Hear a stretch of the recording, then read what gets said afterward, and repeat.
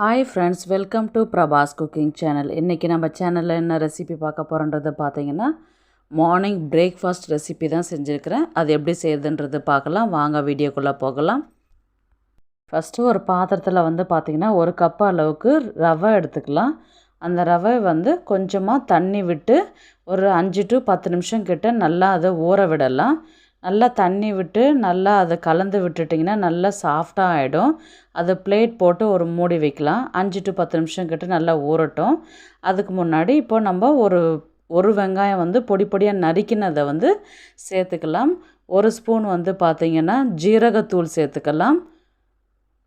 1/4 teaspoon குழம்பு மிளகாத்தூள் தான் சேர்த்துருக்குறேன். நீங்கள் ப்ளைன் மிளகாத்தூள் வேணால் சேர்த்துக்கலாம். ஒரு கைப்பிடி கொத்தமல்லி பொடி பொடியாக நறுக்கினதை நல்லா மிக்ஸ் பண்ணி இதை தனியாக ஒரு பாத்திரத்தில் வச்சுக்கலாம். இதை இப்போ பாருங்கள் நல்லா ஊறிடுச்சு ரவை. இப்போ 1/4 கப்பு கோதுமை மாவு எடுத்துக்கலாம். அதை தண்ணி விட்டுட்டு நல்லா ரெண்டுத்தையுமே நல்லா மிக்ஸ் பண்ணி விடலாம். அதை கொஞ்சம் தோசை மாவு பதத்துக்கு ரொம்ப தண்ணியாக விட வேண்டாம். ஒரு மீடியமான பக்குவத்தில் கலந்து விட்டுக்கலாம். இப்போ ஒரு கேரட் துருவி வச்சுருக்கிறேன். ஒரு உருளைக்கிழங்கு நல்லா துருவி எடுத்து வச்சுருக்கிறேன். இப்போ இது ரெண்டுத்தையுமே சேர்த்துக்கலாம். ஒரு பாதி வெங்காயம் பொடி பொடியாக நறுக்கினதை நான் சேர்த்துருக்குறேன். இதில் ஒரு தக்காளி பழம் சேர்த்துருக்குறேன். பொடி பொடியாக நறுக்கினதை பச்சை மிளகாய் ஒரு பச்சை மிளகாய் பொடி பொடியாக நறுக்கினதை சேர்த்துருக்குறேன். கொத்தமல்லி ஒரு கைப்பிடி. இப்போ இது எல்லாமே இந்த மாவில் நல்லா கலந்து விடலாம். இதை அந்த காய் மாவெல்லாம் பார்த்திங்கன்னா நல்லா மிக்ஸ் ஆகிடுச்சுன்னா நம்ம அந்த தோசை மாதிரி ஊற்றி எடுக்க கொஞ்சம் நல்லா திக்காக இருக்கும், கரெக்டாகவும் இருக்கும். நல்லா பாருங்கள் இப்போ மிக்ஸ் ஆகிடுச்சு. இப்போ 1/4 டீஸ்பூன் கிட்ட கரம் மசாலா சேர்த்துக்கிறோம். 1/4 டீஸ்பூன் கிட்ட சால்ட்டு சேர்த்துக்கலாம். 1/4 டீஸ்பூன் கிட்ட மிளகாத்தூள் சேர்த்துக்கலாம். 1/4 டீஸ்பூன் கிட்ட பார்த்திங்கன்னா பெப்பர் சேர்த்துக்கலாம். காரத்துக்கு தான் சேர்த்துருக்குறோம். 1/4 டீஸ்பூன் பேக்கிங் சோடா உப்பு சேர்த்துக்கலாம்.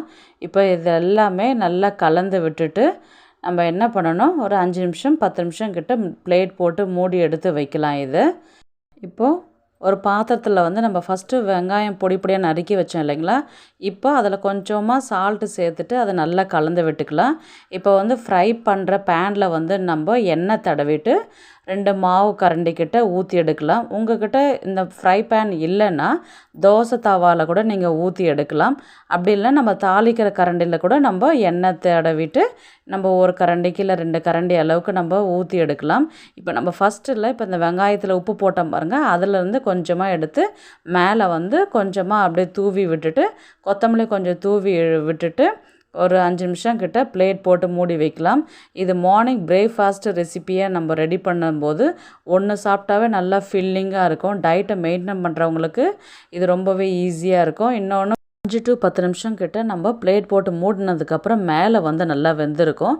நம்ம ஆயில் அப்ளை பண்ணி கொஞ்சம் நம்ம தடவி விடலாம். இதில் ஸ்டவ் ஸ்லோ குக்கில் வச்சு நம்ம மெல்லமாக ஊற்றி எடுக்க வேண்டியதுதான். இது இப்போ நம்ம திருப்பி போடலாம். பாருங்கள் நல்லா கோல்டன் ப்ரௌனுக்கு நல்லா சூப்பராகவே வெந்து வந்திருக்குது.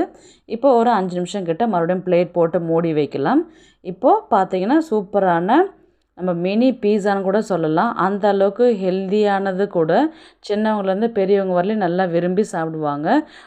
இது ஈவினிங் ஸ்நாக்ஸாகவும் செஞ்சு கொடுக்கலாம். ஸ்கூல்லேருந்து வர்ற பிள்ளைங்களுக்கு நம்ம இந்த மாதிரியும் ரெடி பண்ணி கொடுத்து விடலாம். இது பேலன்ஸுக்கிற மாவை நம்ம ஊற்றி எல்லாத்தையுமே ரெடி பண்ணி எடுத்துக்கலாம். இது மார்னிங் பிரேக்ஃபாஸ்ட்டுக்கு இல்லை நைட் டின்னருக்கு இல்லை ஈவினிங் ஸ்நாக்ஸுக்கு எல்லாத்துக்குமே இது செட் ஆகும்.